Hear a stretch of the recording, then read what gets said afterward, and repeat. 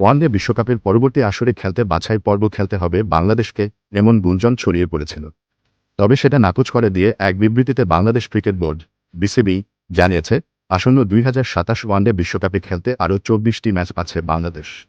One day বিশ্বকাপে সরাসরি জায়গা করে নিতে 2027 সালের 31 মার্চের মধ্যে আইসিসি র্যাঙ্কিংয়ে শীর্ষ 8-এর মধ্যে থাকতে হবে। আফগানিস্তানের বিপক্ষে সিরিজ জিতে সেই পথে অনেকটাই এগিয়ে যাওয়ার সুযোগ ছিল বাংলাদেশের। তবে টানা 2 ম্যাচে হেরে সিরিজ খুঁয়েছে, ঝামেলা বাঁধিয়েছে মেহেদী হাসান মিরাজের দল। গুঞ্জন উড়িয়ে দিয়ে বিসিবি এক বিবৃতিতে বলেছে, কিছু প্রতিবেদন দলের ম্যাচ সংখ্যা ও র্যাঙ্কিংয়ের সুযোগ নিয়ে ভুল বা বিভ্রান্তিকর তথ্য উপস্থাপন করেছে।